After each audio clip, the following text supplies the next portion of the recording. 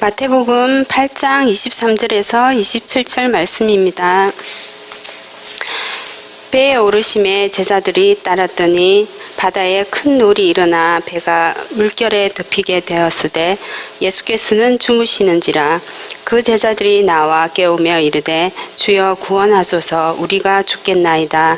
예수께서 이르시되 어찌하여 무서워하느냐, 믿음이 작은 자들아 하시고 곧 일어나사 바람과 바다를 꾸짖으시니 아주 잔잔하게 되거늘 그 사람들이 놀랍게 여겨 이르되 이가 어떠한 사람이기에 바람과 바다도 순종하는가 하더라. 아멘. 마태복음 강해 61번째 시간입니다. 오늘은 마태복음 8장 23절부터 27절의 말씀을 가지고 믿음이라는 제목으로 함께 나누기를 원합니다. 부제목은 이가 어떠한 사람이기에입니다. 지난 16일 화요일 밤인데요. 이곳 조지아주에 있는 디케로라는 시티에서 한 아파트에서 화재 사고가 있었습니다. 한국 뉴스에까지 났고요. 미국 뉴스에 아주 탑 뉴스로 나왔고요. 페이스북이라든지 SNS에서 많이 회자됐던 그런 뉴스입니다. 이런데요, 아파트 3층 발코니에 아버지가 있고요. 그의 5살 된 딸아이가 아버지의 품에 안겨져 있는데 거기에 지금 화재가 나서 불이 나서 화염이 휩싸이고 있는 거죠. 한참 사다리를 이렇게 내려오려고 하는 아버지가 갑자기 딸아이를 바닥으로 집어 던집니다. 그 클립을 보시면은 아주 그냥 순식간에 집어 던지는 그림이 그려져 있고요. 그때 그 밑에 있는 소방관이 그 아이를 받아냅니다. 그렇게 해서 이 딸아이는 무사했고요. 모든 사람들이 이 소방관에 대해서 칭찬하고, 그리고 한동안 지난주에 있었던 일이니까 화제가 되기도 했었습니다. 그 소방관의 영웅적인 행동을 다른 사람들이 모두 다 이제 칭찬하고 그랬었죠. 그렇게 이 기사는 마감을 했는데요. 여기서 한번 생각해 볼 문제가 있습니다. 이렇게 한번 생각해 보죠. 3층 사다리에서 3층 높이입니다. 이 아버지가 딸아이를, 5살 난 딸아이를 바닥에다 이 아래로 집어 던질 때 이 아버지의 믿음, 딸아이를 집어 던지면 저 소방관이 받겠구나라는 믿음이 아이를 살렸을까요? 이 아이를 내가 던지면 저 소방관이 받아내겠구나라는 믿음이 아이를 살립니까? 아니면 딸아이를 받아내는 소방관의 의지와 소방관의 능력, 얼마나 훈련받고 얼마나 힘이 있고 얼마나 받아낼 수 있는가, 그 힘과 능력과 의지가 그 딸아이를 살려냅니까? 후자죠.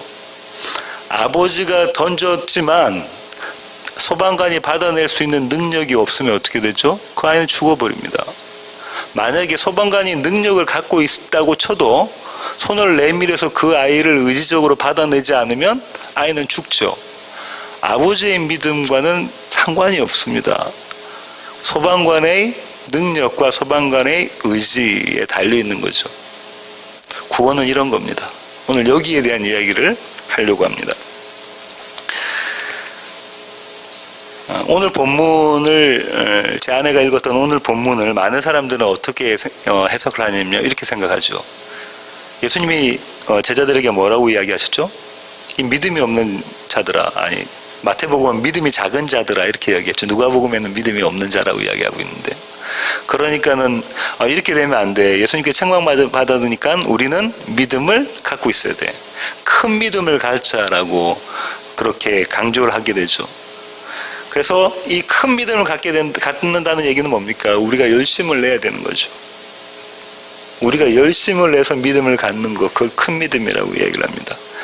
그래서 이제 교회에서 이런 얘기들을 많이 듣게 되죠. 뭔가 믿음 없는 행동들을 보이거나 그럴 때는 저 믿음 없는 집사, 저 믿음 없는 장로, 저처럼 우리 교회가 잘 부흥이 안 되는 애요 하면은 저 믿음 없는 목사가 돼가지고 믿음도 없다, 이렇게 얘기를 하기도 하죠.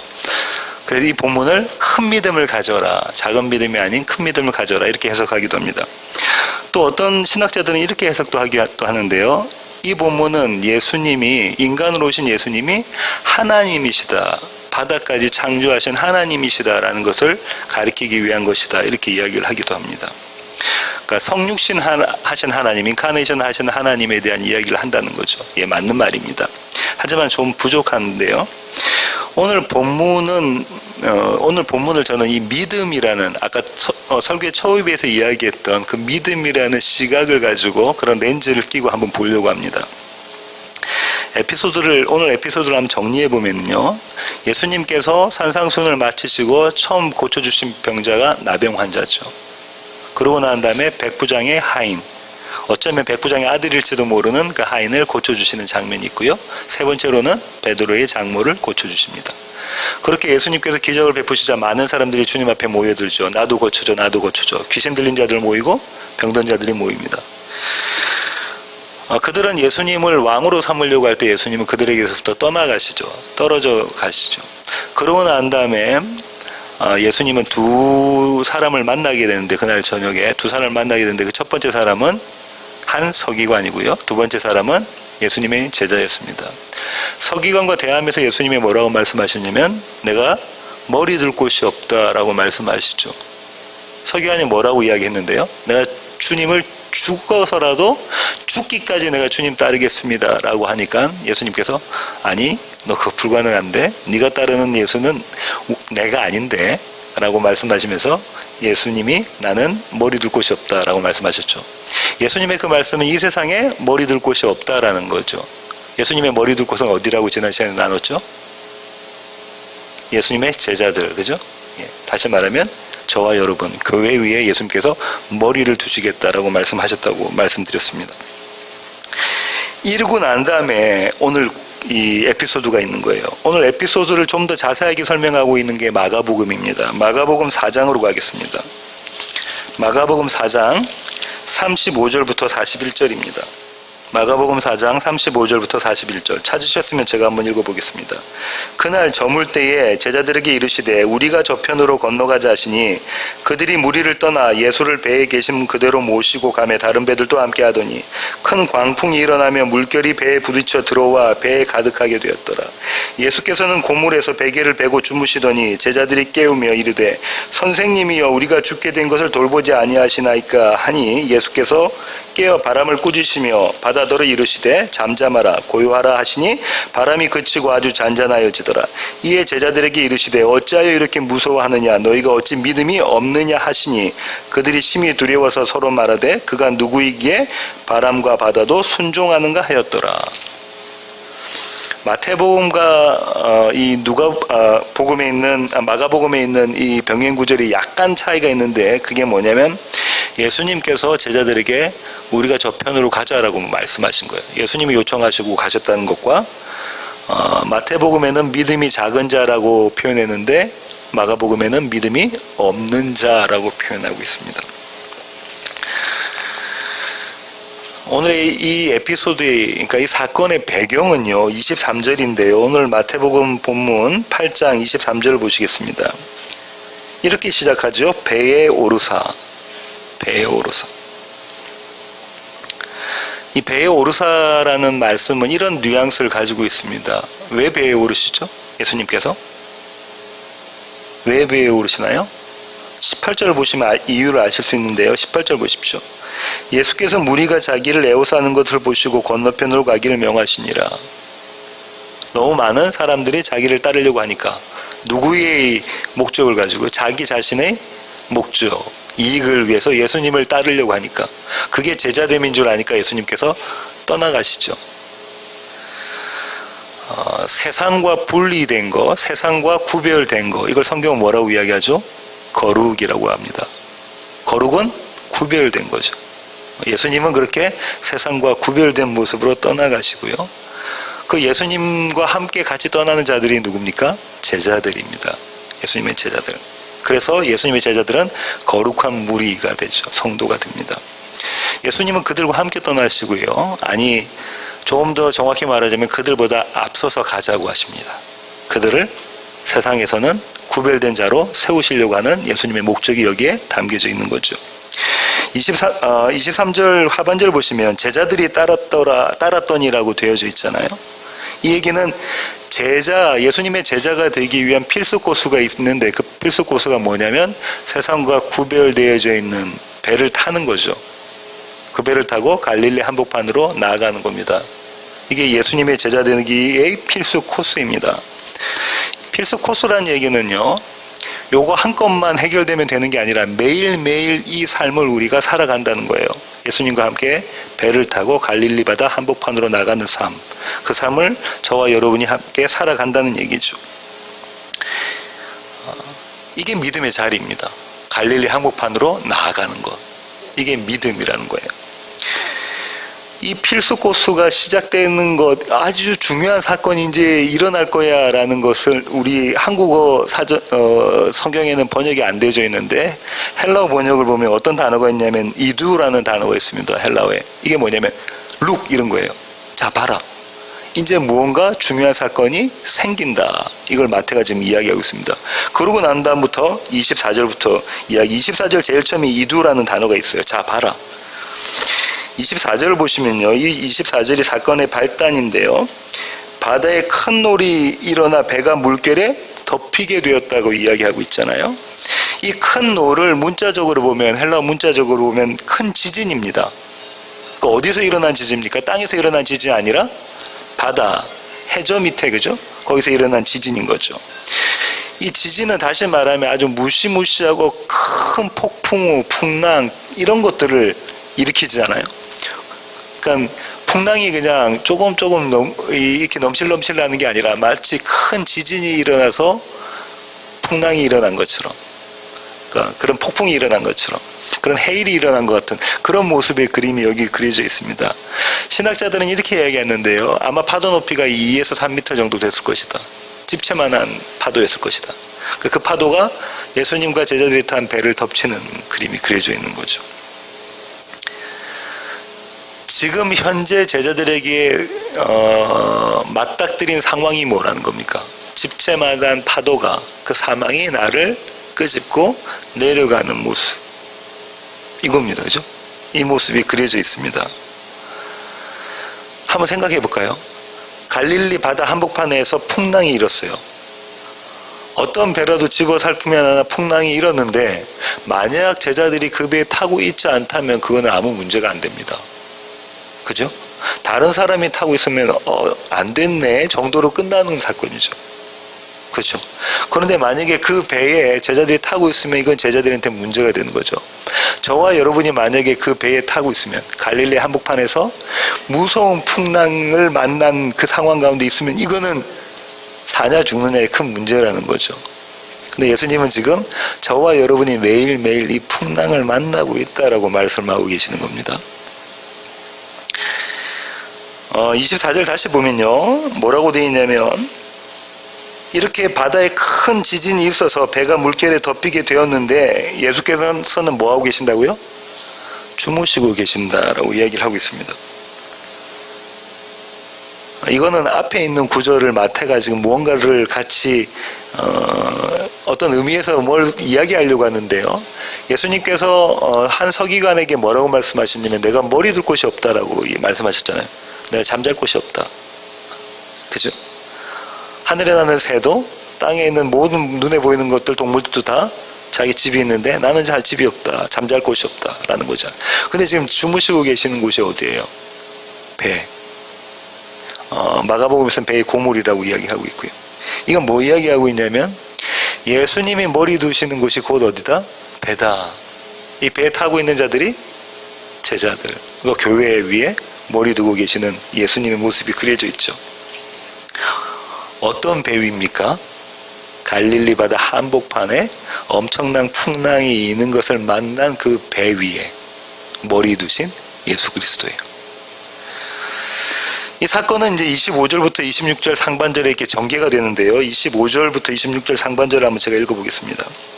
그 제자들이 나와 깨우며 이르되 주여 구원하소서 우리가 죽겠나이다. 예수께서 이르시되 어찌하여 무서워하느냐 믿음이 작은 자들아 하시고, 이렇게 되어져 있죠. 그 제자들이 나와서 예수님을 깨웁니다. 예수님 좀 일어나십시오. 주님 좀 일어나십시오. 우리가 지금 죽게 되었습니다 라고 이야기를 하고 있는 거죠. 제자들이 예수님을 깨운다는 것에서는 어떤 이미지가 담겨져 있냐면 예수님 그 시간에 모두들 깨어 있어야 할 그 시간에 뭐하고 계시는 거예요? 주무시고 계시잖아요. 그죠? 지금 나를 집어삼킬 파도가 덮치고 있는 그 상황 가운데 예수님은 주무시고 계시다는 거죠. 이거 도대체 어떤 사람이지? 오늘 27절에 나와 있는 이가 어떠한 사람이게 이 상황 가운데서 자고 있느냐. 제자들의 마음속에는 이 마음이 있는 거죠. 도대체 이 상황 가운데서 어떻게 잘 수가 있느냐라는 거예요. 그러면서 예수님을 깨웁니다. 제자들의 마음이 어땠을까요? 아주 복잡한 심경이었을 거예요. 원망도 담겨져 있고요. 두려움, 무서움, 그 다음 예수님에 대한 미움, 또 살아야 되겠다는 절박함, 이런 것이 다 어우러져 있는 아주 이 미묘한 감정을 가지고 있었겠죠. 복잡한 심경을 가지고 예수님을 제자들이 지금 깨웁니다. 그러면서 제자들이 이렇게 얘기했죠. 주님, 마가복음에서는 선생님이라고 했는데요. 주님, 주여 우리를 구원하소서. 우리가 죽게 되었나이다. 이렇게 이야기하죠. 영어 성경이 이렇게 되어 있는데요. Lord, save us, we are going down. 우리는 지금 빠져들어가고 있습니다 라는 거예요. 우리가 지금 빠지고 있습니다. 이제 죽었습니다. 이렇게 이야기하고 있는 거죠. 이 제자들은 자기의 선생님이신, 자기의 주님이신 예수님이 자기들을 구원할 것이라고, 구원할 수 있는 능력이 있을 것이라고 믿었을까요? 아니면 믿지 않았을까요? 왜 주님을 깨웠습니까? 믿었을까요? 주님을 깨우는 모습을 보면 믿은 것 같아요. 그죠? 근데 27절을 보면 이가 도대체 누구기에 이러느냐 이렇게 하는 모습을 보면 믿지 않은 것 같기도 하고 반반이지 않았을까 싶습니다. 반반. 죽게 된 자들은 실 한 오라기의 희망이라도 보이면 그거를 잡죠. 물에 빠진 자들이 뭘 잡는다고요? 지푸라기. 지푸라기 자기를 구원할 수 없어도 그 지푸라기를 붙잡는 심정으로 예수님의 제자들은 예수님을 흔들어 깨웠을 겁니다. 그러면서 이런 생각을 했을 거예요. 그 전날 뭘 봤습니까? 예수님께서 병자들을 고쳐주시고 귀신을 쫓아내시는 그림을 봤잖아요. 땅에서, 그러니까 육지에서 그 일들을 행하신 분이 바다 위에서도 그 일을 행하실 수 있을까라는 기대, 막연한 기대도 갖고 있지 않았을까라고 생각을 해봅니다. 하여간 이들은 반반의 믿음을 가지고 예수님을 깨웠습니다.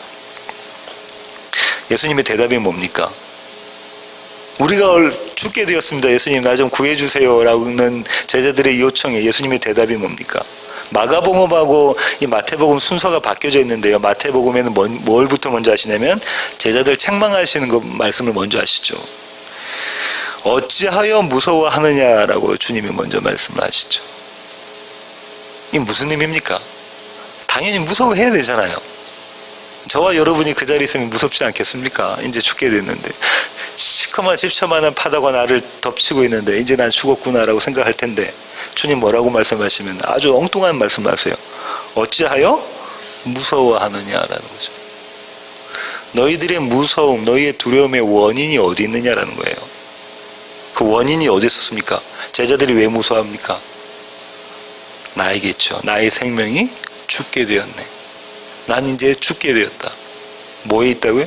내가 가진 거 이제 뺏기게 되었네. 그게 뭡니까? 두려움입니다. 내가 갖고 있는 거 이거 놓치게 되었네. 인간이 갖고 있는 것 중에서 가장 놓치기 싫어하는 게 뭐예요? 생명이잖아요.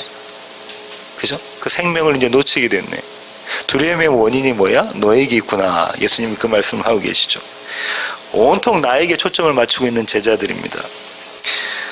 여기서 아이러니가 있는데요. 아주 역설적인 부분이 있는데 예수님의 제자들은 예수님을 흔들어 깨우잖아요. 흔들어 깨우면서 지금 누구를 모르냐면 예수님이 어떤 분이라는 것을 모르고 있는 겁니다. 그죠? 자기들의 온통 관심이 어디에 있으니까? 자기에게 쏠려 있으니까 자기가 당한, 자기가 겪고 있는, 자기의 당면한 문제에만 쏠려 있으니까 예수님이 어떤 분인가는 안중에 없어요. 그 예수님을 흔들어 깨우고 있으면서. 그죠? 이런 아이러니가 여기 담겨져 있죠. 그러면서 예수님이 이렇게 이어가십니다. 믿음이 작은 자들아. 이 얘기는요, 제자들의 믿음이 요만큼 있고, 원래 예수님께서 제자들에게 원하시는 믿음은 이만큼이고 이런 얘기가 아닙니다. 마가복음에서 아까 뭐라고 했죠? 믿음이 없는 자들아. 믿음은 작고 큰 게 없고요. 믿음은 있거나 아니면 없거나예요. 둘 중에 한 개입니다. 믿음은 정도로 나타나는 게 아니라 있거나 아니면 없거나예요. 믿음이 있거나 아니면 없거나입니다. 예수님은 여기서 제자들의 믿음 없음을 고발하시죠. 폭로시키십니다. 너희 믿음 없잖아. 이렇게 폭로시키시죠. 마태는 이 예수님께서 제자들의 믿음 없음을 고발하는 사건 에피소드를 여러 개 자기의 마태복음 복음서에다 기록하고 있어요. 이미 저와 여러분이 배웠던 마태복음 6장으로 한번 가보실까요? 마태복음 6장 30절입니다. 마태복음 6장 30절입니다. 제가 한번 읽어보겠습니다. 오늘 있다가 내일 아궁이에 던져지는 들풀도 하나님이 이렇게 입히시거든 하물며 너희일까 보냐 믿음이 작은 자들아. 이 예수님의 말씀은 하나님이냐 재물이냐 하나님이냐 만몬이냐 가지고 우리는 항상 뭘 선택한다는 얘기인 거죠. 재물, 만몬, 나를 선택한다는 거죠. 나. 그 모습은 믿음이 작은 자, 믿음이 없는 것. 하나님을 선택하는 모습은 믿음이 있는 것이 반대로 되는 거죠. 한 군데 더 볼까요? 마태복음 14장 28절부터 33절입니다. 마태복음 14장 28절부터 33절. 27절부터 한번 읽어볼게요. 예수께서 즉시 이르시되 안심하라 나니 두려워하지 말라. 베드로가 대답하여 이르되 주여 만일 주님이시거든 나를 명하사 물 위로 오라 하소서 하니 오라 하시니 베드로가 배에서 내려 물 위로 걸어서 예수께로 가되 바람을 보고 무서워 빠져가는지라 소리질러 이르되 주여 나를 구원하소서 하니 예수께서 즉시 손을 내밀어 그를 붙잡으시며 이르시되 믿음이 작은 자여 왜 의심하였느냐 하시고 배에 함께 오르매 바람이 그치는지라. 그 유명한 예수님께서 바다 위를 밟고 걸어오시는 장면이다. 그죠? 그 장면을 보고 베드로가 뭐라고 하죠? 만약에 주님이시면 나보고 걸어서 오게 하세요. 그러니까 그래 나니까 걸어와 하니까 베드로가 어떡하죠? 믿음 좋은 베드로가 바다 위에 뛰어내려서 걸어오죠. 그러다가 뭘 뭡니까? 예수님을 안 보고 바다를 보게 되니까 무서워서 빠져들죠. 주님 저 좀 살려주세요 하니까 주님이 건져내시며 믿음이 작은 자요. 믿음이 없는 자라는 얘기인 거죠. 믿음이 없는 자. 한 군데 더 보겠습니다. 마태복음 17장 20절입니다. 이르시되 너희 믿음이 작은 까닭이니라 진실로 너에게 이르노니 만일 너에게 믿음이 겨자씨 한 알만큼만 있어도 이 산을 명하여 여기서 저기로 옮겨지리라 하면 옮겨질 것이요 또 너희가 못할 것이 없으리라. 연습해 보셨습니까? 이렇게 겨자씨만한 믿음 가지고 이 산 가지고 이 산더러 저 바다로 던져지리라 하면 되나요? 됩니까? 저와 여러분 다 믿음이 없는 자다죠. 겨자씨는 눈에 잘 안 보인다고 그러죠. 너무 작아서 전 한 번도 본 적이 없습니다. 근데 보신 분들이 너무 작다고 그래서 후불면 날아가는 게 겨자씨인데 그런 믿음이 있으면 어떻게 해야 된다는 거예요? 이 산더러 저 바다에 던지면 던져진다는 거죠. 예수님께서 제자들에게 뭐라고 말씀하시는 겁니까? 너희가 믿음이 없구나 라는 거죠. 믿음이 없구나. 오늘 본문에서 예수님께서는 뭘 지금 말씀하시려고 하냐면 제자들의 믿음 없음을 가르쳐 주시려고 하는 거예요. 왜 제자들을 갈릴리 바다로 데리고 가셨냐면 그리고 풍랑이 있는 바다 항복판에 세우셨냐면 너희가 믿음이 없구나를 가르쳐 주시는 거예요. 너희가 믿음이 없구나. 제자들은 믿음 없는 자로 폭로됐잖아요. 그렇게 고발되어 있잖아요. 그죠? 그렇습니다. 오늘 이 에피소드의 결말을 보시면은요. 26절 하반절인데요. 곧 일어나서 바람과 바다를 꾸짖으시니 아주 잔잔하게 되거늘. 여기서 곧 일어나서라고 번역되어져 있는 이 헬라어 단어가 에게이로입니다. 그 유명한 에게이로인데 이 에게이로는 어떤 단어냐면 웨이크업이라는 의미도 있고 또 한 가지는 일어나다는 거예요. 일어나다. 어디에 쓰였어요? 어떤 뉘앙스가 생각나집니까? 일어나는 것. 잠에서 깨고 일어나는 것. 사망 가운데 일어나는 부활의 모습이 있죠. 사망을 이기신 모습을 여기에 담고 있습니다. 그러시면서 주님은 바람과 바다를 꾸짖으시죠. 바람과 바다를 꾸짖으시는 장면은 구약에서 계속해서 나왔습니다. 시편 65편 7절을 보겠습니다. 6절 7절 한번 읽어보겠습니다. 주는 주의 힘으로 산을 세우시며 권능으로 띠를 띠시며 바다의 설렘과 물결의 흔들림과 만민의 소요까지 진정하시나이다. 파도도 잡으시고 풍랑도 잡으시는 분이 여호와 하나님이십니다라고 시편 기자가 이야기하고 있죠. 같은 시편 89편 8절부터 10절 보겠습니다. 시편 89편 8절부터 10절입니다. 찾으셨으면 제가 한번 읽어보겠습니다. 여호와 만군의 하나님이여 주와 같이 능력 있는 이가 누구리이까? 여호와여 주의 성실하심이 주를 둘렀나이다. 주께서 바다의 파도를 다스리시며 그 파도가 일어날 때 잔잔하게 하시나이다. 주께서 라합을 죽임 당한 자 같이 깨뜨리시고 주의 원수를 주의 능력의 팔로 흩으셨나이다. 여기서 라합은 기생 라합이 아니고요. 나중에 설명드리겠지만 바다의 괴물입니다. 바다의 괴물. 여호와 하나님이 어떻게 하신다는 거죠? 바다를 정복하신다, 바다를 다스리신다라는 그림이 여기 그려져 있잖아요. 한 군데만 더 보겠습니다. 하박국 3장 15절입니다. 주께서 말을 타시고 바다 곧 큰 물의 파도를 밟으셨나이다. 하박국 선지자는 여호와 하나님께서 지금 전쟁하시는 그림으로 그려놨잖아요. 말을 타고 뭘 밟으러 가십니까? 바다, 그죠? 큰 물, 바다 곧 큰 물의 파도를 밟으시는 모습이다. 그죠? 아까 저와 여러분이 살펴보았습니다. 바다를 밟으시고 오셨던 분이 누구죠? 예수 그리스도, 갈릴리 바다를 밟으셨던 분. 이게 지금 다 시편과 하박국에 있는 이 얘기가 여호와 하나님에 대한 이 얘기가 누굴 그리고 있는 거예요? 예수 그리스도를 그리고 있는 그림이다. 그죠? 그렇습니다. 예수님은 바다를 이기신 분이죠. 바다를 밟고 오신 분이에요. 창조주 하나님이시니까 당연하죠. 요한복음 1장 1절부터 5절을 보시면 예수님은 창조주시다라고 이야기하고 있잖아요. 예수님께서 바람과 바다를 밟고 오신 장면이 드러난 것이 예수님의 생 가운데 어디에 있습니까? 어디에서 예수님은 바다를 밟으셨죠? 어디에서요? 십자가와 빈무덤에서. 그죠? 십자가와 빈무덤에서 예수님은 사망을 이기셨죠. 바울이 이렇게 이야기하잖아요. 사망아 네가 쏘는 곳이 어디 있느냐 그러잖아요. 누가 예수님께서 사망을 이기신 자리가 십자가와 빈무덤이잖아요. 부활, 사망과 부활.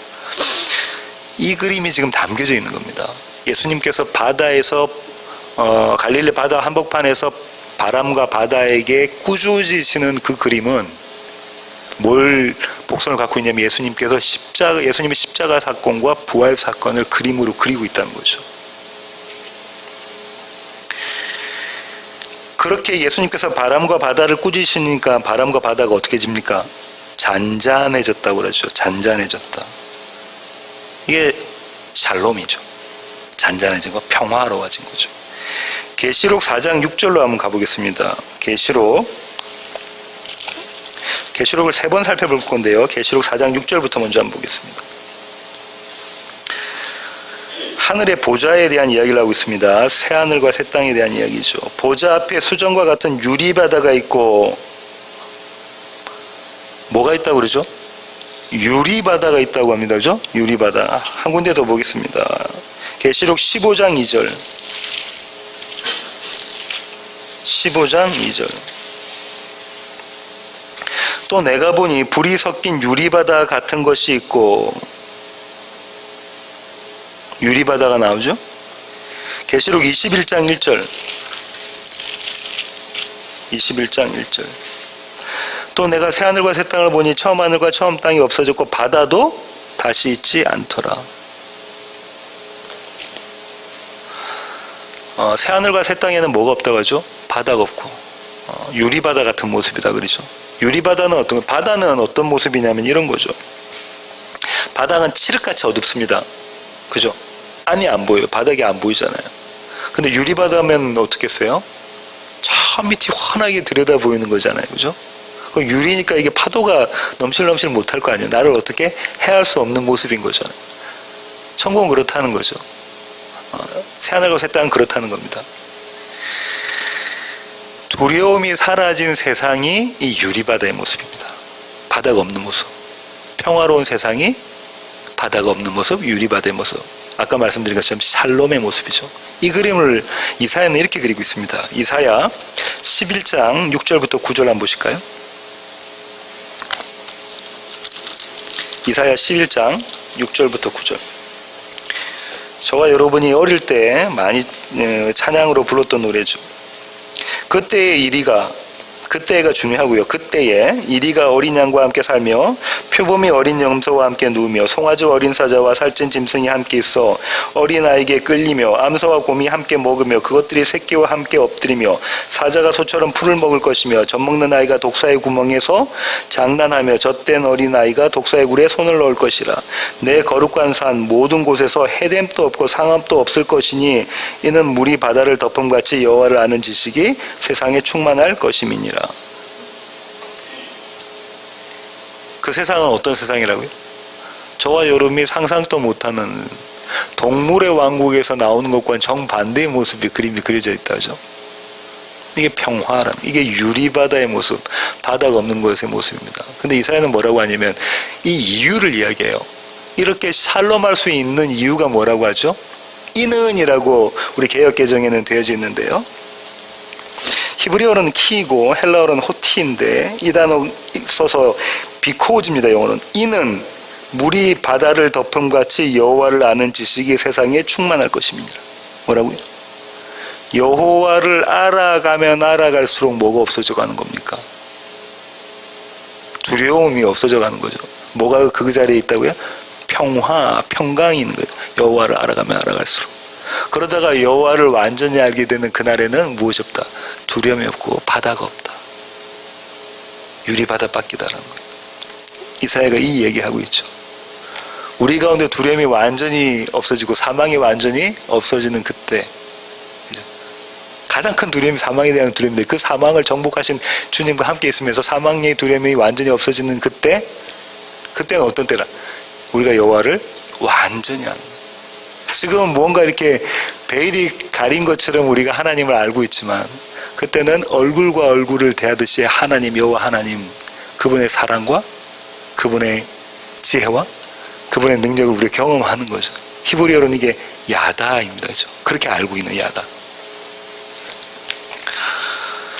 27절에 오늘 본문을 원래 이렇게 26절로 딱 마치면 되는데 마태는 에필로그를 답니다. 그 27절입니다. 제가 한번 읽어보겠습니다. 그 사람들이 놀랍게 여겨 이르되 이가 어떠한 사람이기에 바람과 바다도 순종하는가 하더라. 그 사람들이 놀랍게 여겼다라고 되어져 있잖아요.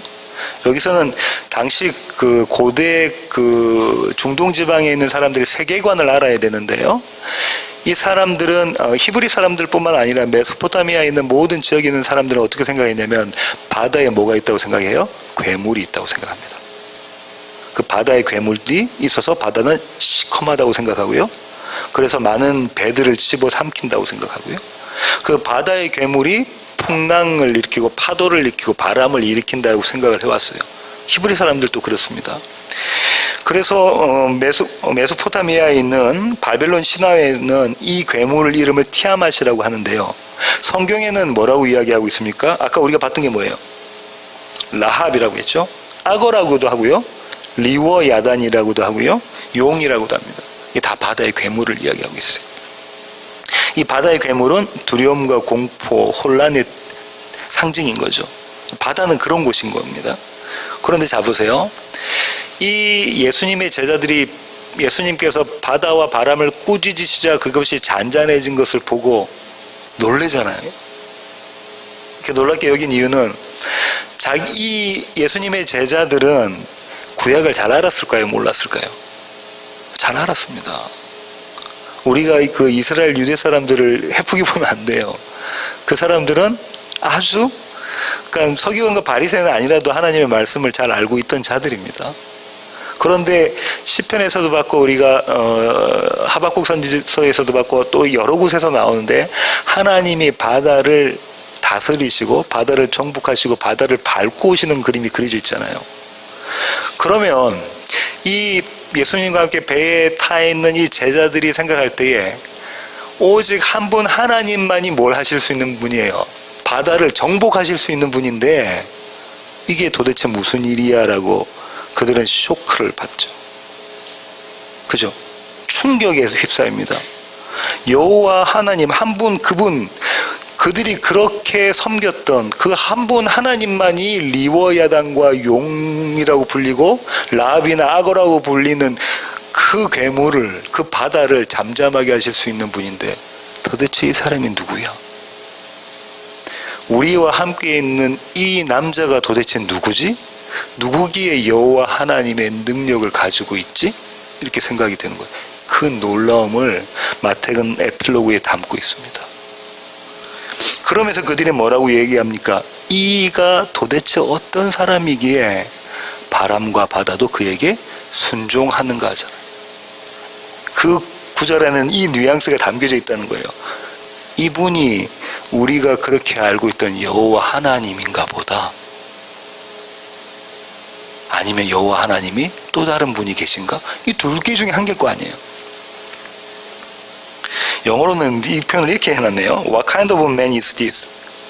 도대체 이 사람은 어떤 사람인가? 지금까지 제자들이 먹고 마시고 같이 했잖아요. 기적들도 보고 했는데 갈릴리 바다 한복판에서 풍랑을 잠재우시는 예수님을 보고 난 다음에 이 얘기를 합니다. 도대체 이 자가 누구인가? 지금까지 우리가 알고 있었던 그런 분이 아닌가 보다 라고 제자들끼리 서로 그렇게 이야기하고 있는 거죠. 오늘 설교의 결론을 맺겠습니다. 다시 오늘 설교 처음에 이야기했던 화재 사건으로 화두를 옮기고 싶은데요. 5살 난 딸아이의 무사함은 아버지의 믿음 때문이 아니라고 말씀드렸죠. 그죠? 소방관의 의지와 소방관의 능력 때문에 딸아이가 무사한 겁니다. 그렇잖아요. 딸아이를 내가 집어 던졌어요. 그런데 소방관이 팔을 내밀어서 안 받아주면 어떻게 됩니까? 딸아이는 죽죠. 또 소방관이 허약해요. 허약해서 던지는데 받는다고 했는데 제대로 못 받았어요. 그래서 넘어졌어요. 그러면 또 죽게 되죠. 아니면 다치거나. 무사했다는 얘기는 뭡니까? 소방관이 딸아이를 받아내려고 하는 의지, 확고한 의지를 가지고 그리고 그만한 능력을 가지고 딸아이를 무사히 받아냈다는 거죠. 믿음은 이런 겁니다. 하나님은 하늘나라의 소방관이세요. 그분은 능력을 갖고 계신 분입니까? 저와 여러분이 땅에 떨어지면 3층이 아니라 100층 위에서 떨어진다고 해도 저와 여러분을 받아내실 수 있는 능력을 갖고 계신 분입니까? 그런가요? 예. 왜요? 이 모든 만물의 창조주시고 모든 능력의 능력 되시는 분이 그분이기 때문에 그렇습니다. 그럼 능력은 의심할 필요가 없다, 그죠? 그럼 하나님의 의지는요? 하나님은 저와 여러분이 저 위에서 떨어지려고 할 때 잡아내시고 싶어 하시는 의지가 있으십니까? 받아내시려는 의지가 있으십니까? 그런 사랑이 있습니까? 그런가요? 하나님의 그 의지를 하나님은 언제 밝히셨냐면요. 이 세상이 만들어지기도 전에 밝혀 놓으셨어요. 에베소서 1장 3절과 4절 뭐라 하시죠? 창세전에 예수 안에서 택하신 하나님의 백성들을 그분 앞에서 거룩하고 흠이 없는 자로 내가 반드시 만들어내겠다. 이게 무슨 언약? 창세전 언약이잖아요.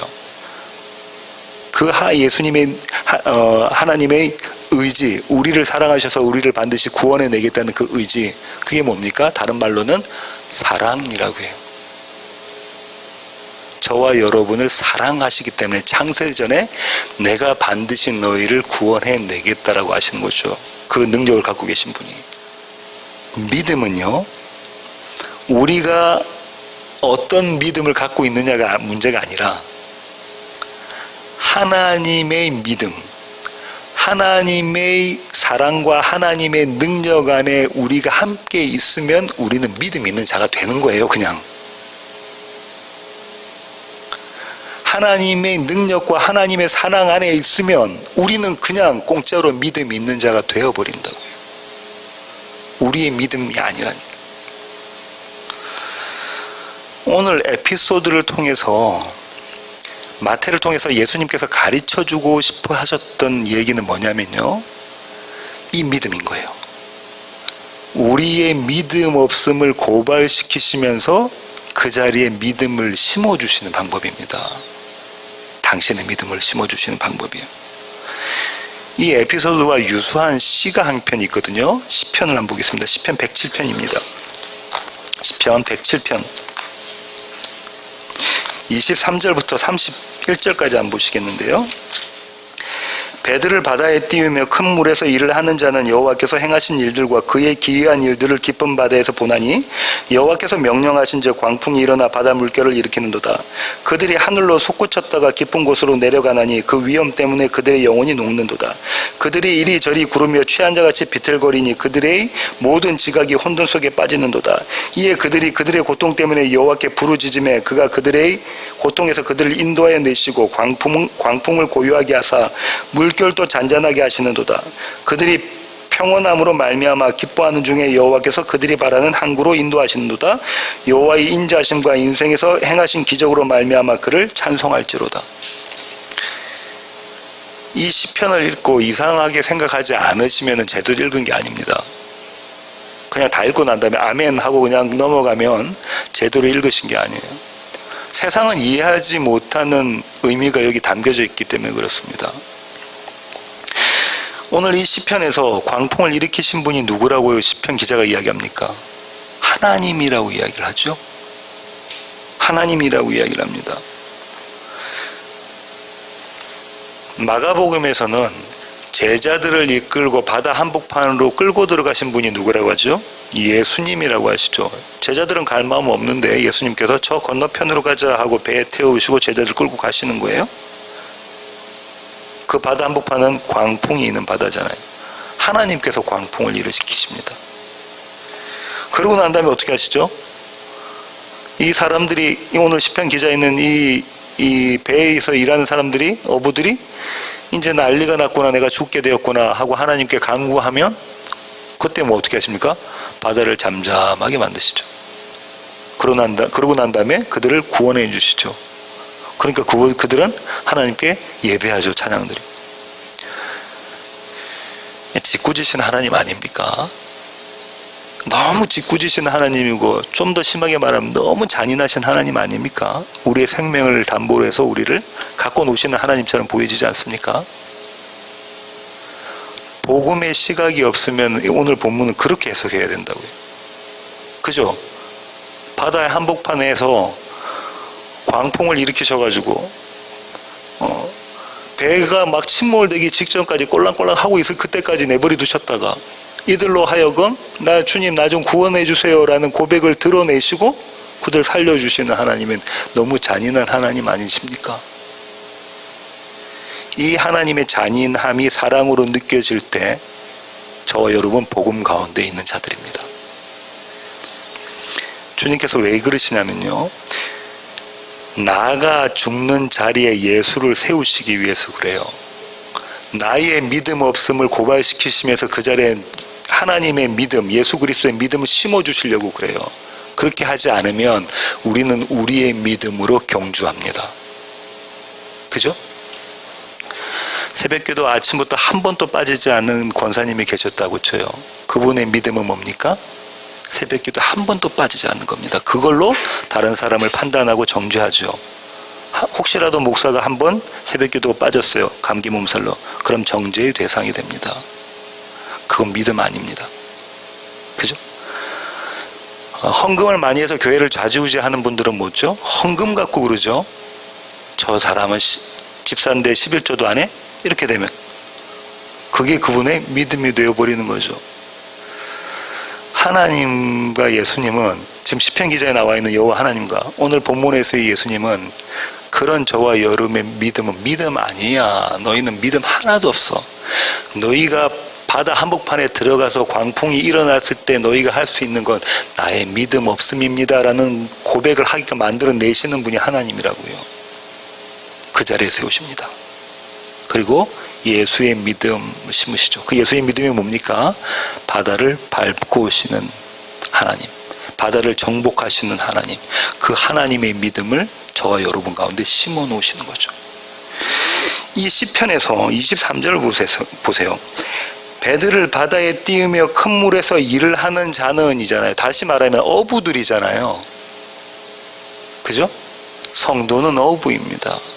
매일매일 저와 여러분의 삶은 바다에 배를 띄우는 삶이에요. 매일매일이 갈릴리 바다의 한복판이라는 얘기예요. 매일매일. 그것을 깨달아 알아가면 알아갈수록 여호와 하나님을 더 알아가게 되는 거죠. 그것을 모르면 그냥 밋밋한 삶인 거죠. 근데 저와 여러분이 하나님이 택하신 백성이라면 하나님의 말씀으로 그 사실을 깨우치게 하십니다. 저와 여러분이 겪는 상황, 환경, 형편, 관계 속에서 우리의 믿음 없음을 고발하시고 예수 그리스도의 믿음을 그 자리에 심어 놓으시는 거죠. 나를 근거로 한 내가 주인된 믿음은 송두리째 벗겨버리시고 무너뜨려 보시고 그 자리에 하나님이 근거한 예수가 근거한 당신의 믿음을 세우시는 것. 그 자리가 어디냐면 십자가고요. 그 자리가 어디냐면 갈릴리 바다 한복판 풍랑이 있는 자리고요. 그 자리가 어디냐면 화재의 현장입니다. 화재 현장. 한번 생각해 보세요. 아버지가 지금 5살 난 딸아이를 갖고 있는데 지금 내어 던지지 않으면 어떻게 됩니까? 딸아이는 죽게 돼요. 화면을 보니까 화염이 딸아이한테 확 오더라고요. 사다리 쪽으로. 확 집어 던져요 그냥. 저러다 큰일 나겠다 할 정도로 확 집어 던지는데 그 아버지에게는 뭐가 없습니까? 선택할 여지가 없어요. 더 나은 길이 없어요. 이 길밖에 없어요. 이 길밖에 없어요. 오직 한 길밖에 없는 거, 던져내는 것. 나를 죽이는 것. 근데 그 자리에 몰아가신 분이 누구라고요? 하나님이라고, 예수님이시고. 매일매일 그 화재의 현장과 갈릴리 한복판의 자리, 다시 말하면 십자가의 현장에 저와 여러분을 이끌어 가시면서 뭘 하게 하시죠?